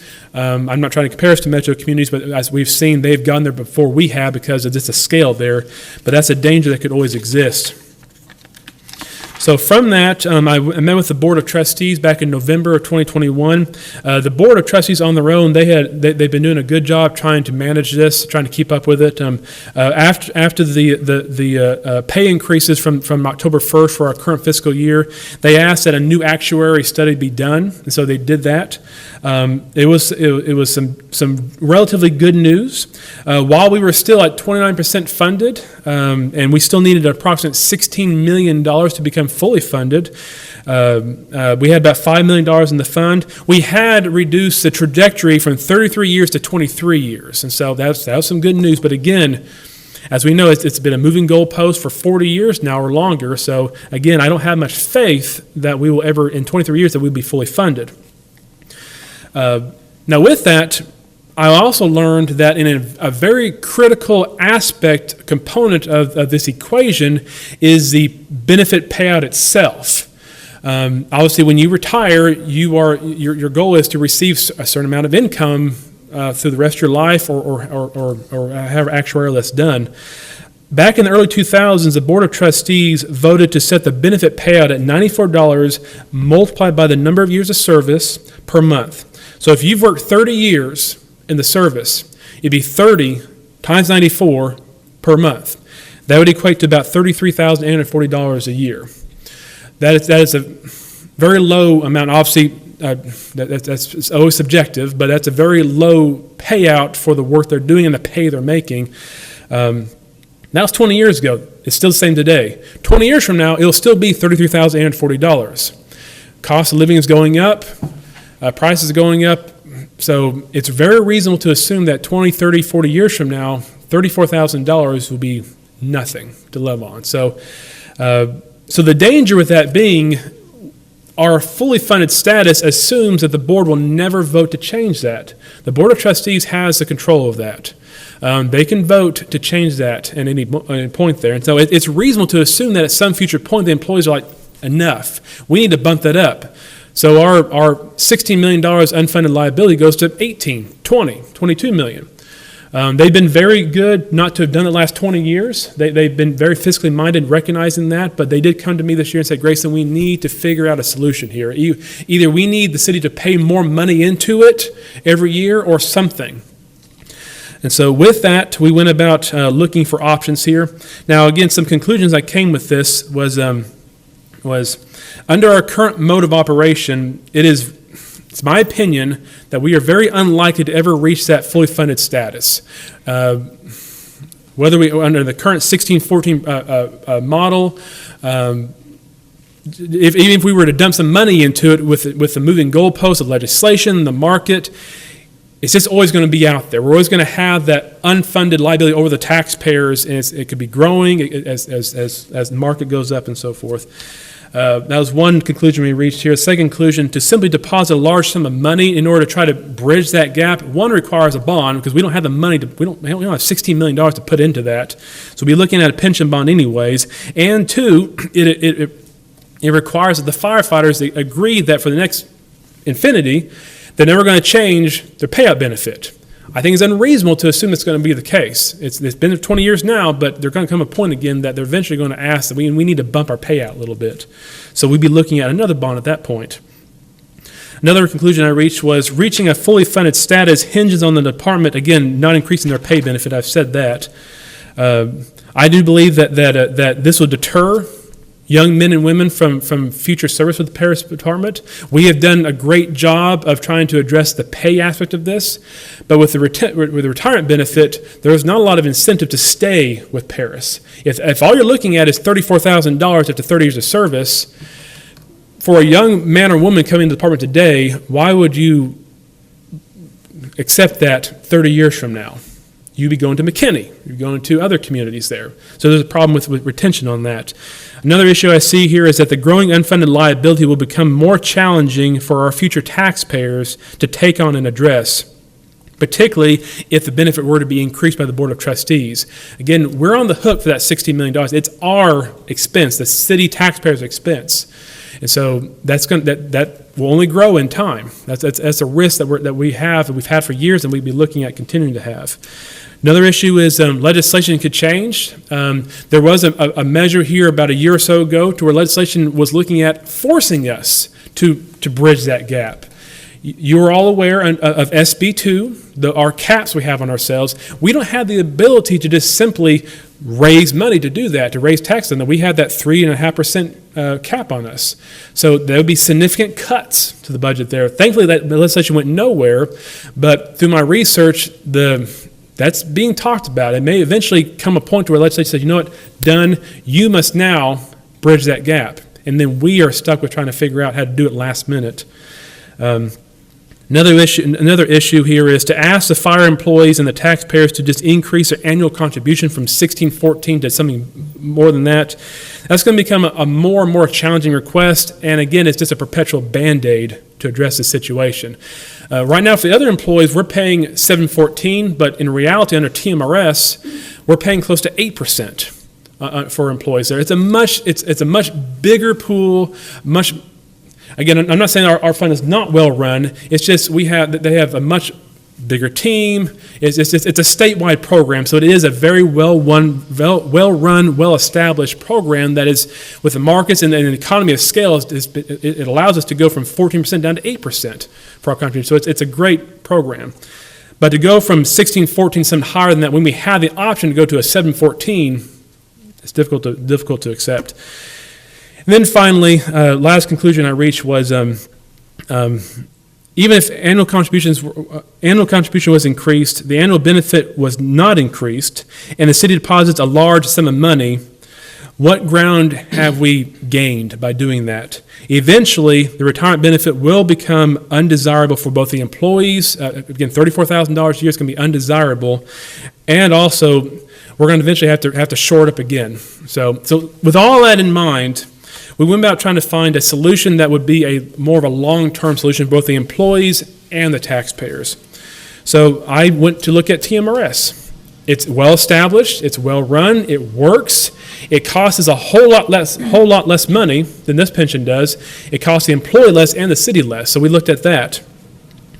Our current idea at this point here is to freeze the pension, which means basically we'll set a date in the near future to where the pension, there's no more new additions, no more contributions by employees, no more new employees going into it. Their benefit stops as of that date. When I say that, is their accrual, their use of service stops at that date. So if you have 10 years of service, it stopped at 10 years. And it freezes right there. The benefit itself, payout will not change. They will not be able to vote an increase in that benefit in the future. It freezes completely. But simultaneously, we transition the employees to TMRS. We worked with the actuary on this. The pension board's actuary. They have found this to be a benefit to the employees. It will cost them less money. It will give them a better retirement benefit. And on our side, it costs us less money every year for contributions. Again, we'd be going from 14% contribution down to closer to 8%. And I have seen our current numbers for this upcoming fiscal year. We're down closer to 6% this upcoming year. So a lot less money per employee than what 14% would be. So that looks very, very promising, very good. Again, another added benefit there for the employees, they would be going from 16% of the paycheck down to 7%. So that's obviously what other employees are getting, so there's a benefit for that there. Now, to do this, we would need to take out a $12 million bond, a pension bond, to do this. Again, while simultaneously freezing it and transferring. I would never recommend to you just a pension bond just outright without solving the long-term goal. Because if you just did a pension bond today, you'll be back 7, 8, 10 years from now to do it again, and then again, and again. 'Cause that's what pension bonds, they help float it for now. Longview and other communities have had to do that recently. They've had to do pension bonds to just float it to the next time they got to do that again. By freezing it and moving the employees over, you have basically hedged your risk.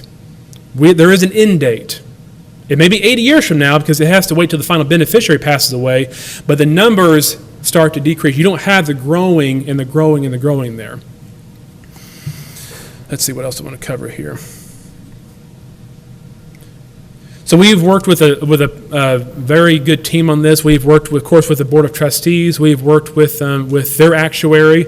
We've worked with the board's attorney on this. We've approached TMRS. We have approached our own bond counsel for the bond itself. We have worked with our financial advisors. We believe we have a way forward. And the neat thing, but of course the scary thing is, from what we can tell, we'd be the first in Texas to do this. We cannot find anyone who has done a pension bond while simultaneously freezing it and moving the employees to TMRS. That's pretty exciting. Obviously, we're plowing new ground there, but we do feel we've found a way to get that done. So, but it'd be through a $12 million bond while moving them over to TMRS. Now, with that, the good news is we have an existing bond retiring this fiscal year. So we have debt service, debt payment, that bond payment that we talked about earlier, the M&O versus debt. We have property tax that's going to be freed up for next year. Now, obviously, we would always love to just let that drop and go away, but this issue exists. And it's only going to be there for the next ever. What I propose is that we keep that levy where it's at and just move that tax money over into paying this new pension bond. I would also recommend that we probably add another penny, though. By doing that, you would save about $3 to $5 million in the life of the bond. We don't have to do that. You can keep it no increased costs there. And still get the job done, but the added 1 cent does save you about $5 million. But again, I would recommend that we proceed the process of issuing a bond, sizing it with the years of debt payment so that the current debt levy stays the same, plus maybe 1 cent. That way the taxpayers don't see much of an increase on that. Again, a goal would always be to drop the taxes, but this is a reality we have to face, either now or our children or our children's children have to face this. I've danced through a lot of this very quickly. I think I've covered most of the high details there. We did meet with the fire employees here. We met with, of course, the Board of Trustees numerous times, but we met with all the employees here recently. I am sensing a very strong excitement for this. And from talking to leadership there, they feel this is the exact right move we have to make right now. And from what they've been gathering from the employees, they feel this would be the right move to make as well. And I will never say unanimous, but there feels pretty close that there is a overwhelming excitement to move forward in this process here. There we go. Now, I will always add the disclaimer that the market is the market. I cannot foresee the market. There always could be a possibility that the market does what it does, and we may have to look at another bond in the future to shore it up. But again, the nice thing is you have hedged your risk. There's no more new amendments to this. Your numbers, your beneficiaries are only going to decrease from this point forward. So I think that's a much better route forward than always having the additional benefits being added on with additional costs. So, any questions, any thoughts? My goal tonight is to get your thoughts. If you are favorable towards this, we will bring back to you bond documents and also an agreement with the Board of Trustees. Part of the deal has to be that they will never vote to increase their benefit payout, because if they do that, if they vote to increase it, what we've done here is moot.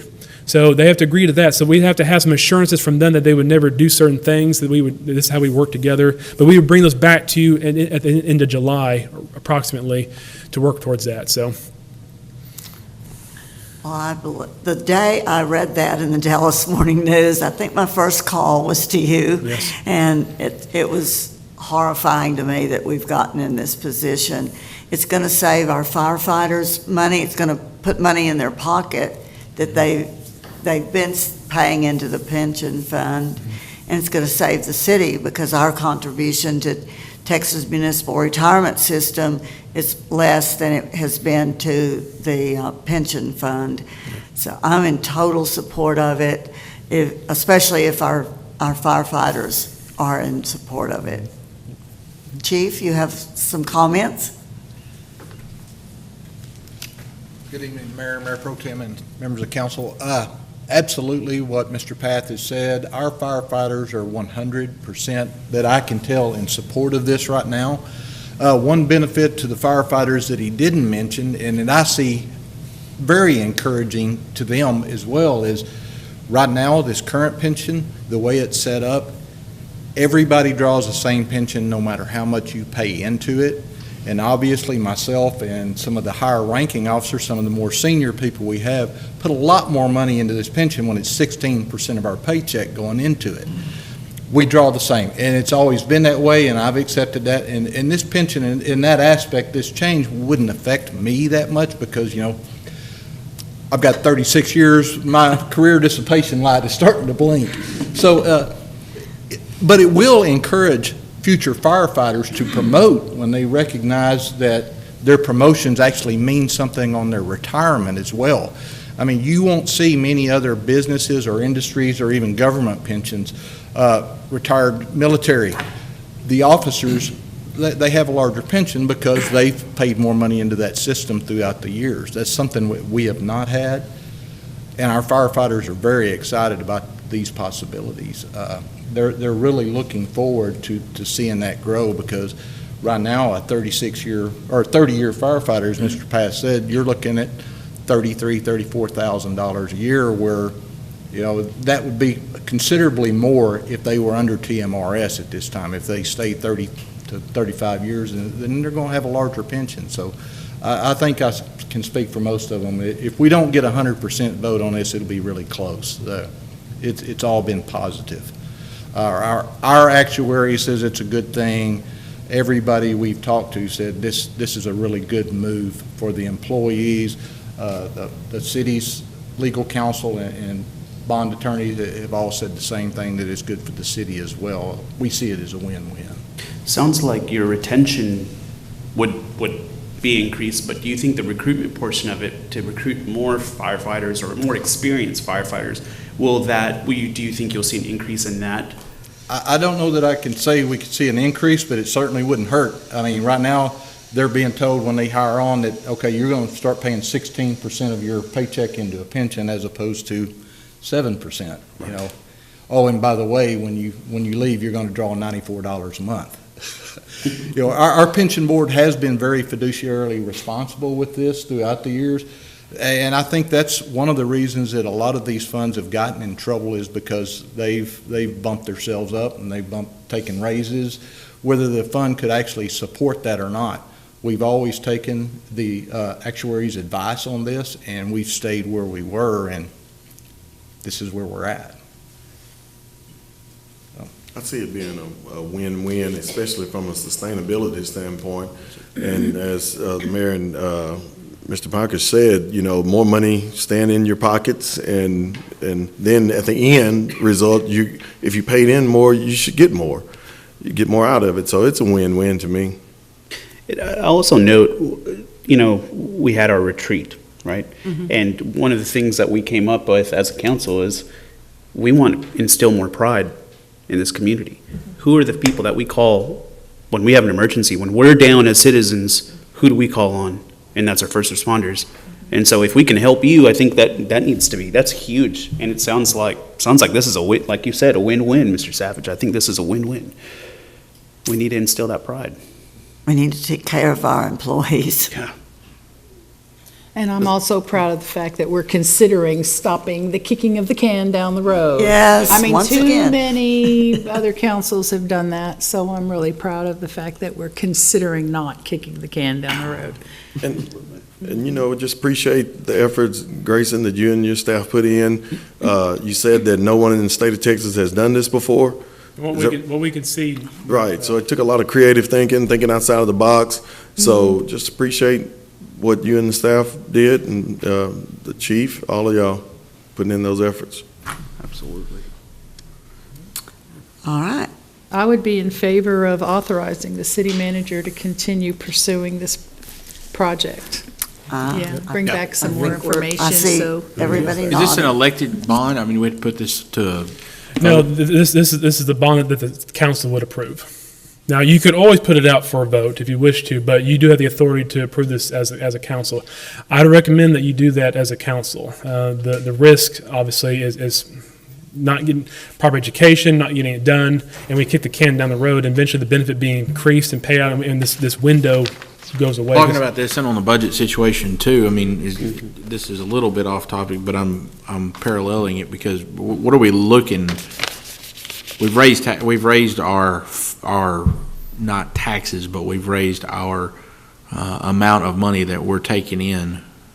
So we're raised taxes the last couple of years, and we went budget neutral a few years ago, and I'm kind of hoping that we've calm it down a little bit. Is this going to require us to go up, or you think it's pretty going to stay pretty well level with it since you're losing that other bond? It's too early to say. I'm still in the budget process. I'm actually meeting with department heads all this week to go through their requests and start balancing everything out. So, again, I mean, my goal is, I mean, we would love to be able to reduce taxes, but this is a situation that if we don't do it now, Yeah. we'll do it eventually. And again, the bad thing is we are in a window right now. We have a lot of young firefighters who have very few years of service in. The benefit is what it is. We want to avoid the future Board of Trustees to say, you know what, done, raising it. There comes a point to where the pension itself is more valuable than what TMRS can offer. TMRS offers what it offers. It's a program calculation and so forth, but the reason some communities haven't been able to do this is because their pension boards have made decisions to increase their benefits so high that going to TMRS doesn't make sense for the firefighter, looking at it from a self-purpose. Ours, we're in a perfect window right now to where our benefits pay out so low. It's bad for the employee, but it's good for addressing the problem now. And so it may require us to unfortunately adjust the taxes up a little bit. But again, one of the problems that many people say is we don't want to keep adding burden to our children down the road. And I think by not addressing this, that's all it's going to do is just add it down to the road. Well, and I think it's maybe just semantics, but I don't think we increased the tax rate. Well, yeah, we lowered the tax rate, but the tax levy is what you got to look at. The amount of taxes went up, valuations went up, and so forth, but the tax Valuations rate went up. down. We went down a little bit, but that's a very misnomer to the public, and it's selling eggs or half-price eggs to sell chicken breast at the grocery store. They put something on sale, so you're looking over here. It's like Yeah, we've always made it very clear in our writing material, though. I'm talking what's about our happening, whole so- budget, and that's Yeah. what we got to look at. What we're The big picture. the big picture deal, because everybody's appraisal rates are sky. I mean, the appraisals right now are mine went up $75,000 on my house. Yeah. I mean, just that quick. Now they can only levy up 15% of that, but also too we have to adjust the tax rate so that people's taxes are not going up $2,000 or $3,000 a year, because that's what All I can we're say is looking if only the demanded services didn't cost anything to do. at. I know. So I know. the services that I'm demanded of every day, if only they could be for sure free.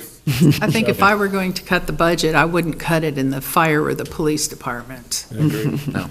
Amen. Two And I'm not areas saying that- cut the budget. I'm just Sure, saying sure, I understand. Yeah. we've had some pretty incremental increases in the last couple of years. I just want to be thoughtful of that. Yeah. We've taken on some big issues the last couple of years. Yeah. Yep. We're good. Well, I will proceed towards bringing us back to, we're hoping for end of July. We're still waiting on some Attorney General's discussion as well as some other pieces to fall into place, but we're hoping for a July to bring back to you. Thank you very much, staff, Chief. Item number 19, convene into executive session pursuant to Section 551.087 of the Texas Government Code. 1, to discuss or deliberate regarding commercial or financial information that the governmental body has received from a business prospect that the governmental body seeks to have locate, stay, or expand in or near the territory of the governmental body and with which the governmental body is conducting economic development negotiations. Or 2, to deliberate the offer of a financial or other incentive to a business prospect described by subdivision 1 as follows: Lions Head Paris LLC. The time is 7:27, and the city council will now convene into executive session. Item number 20, reconvene into open session. The time is 7:55 p.m., and the council is now in open session. No action is required on this item. Number 21, consider and approve future events for city council and/or city staff pursuant to resolution number 2004-081. Does anyone have anything? I'll hear a motion and a second for adjournment. So moved. Approved unanimously.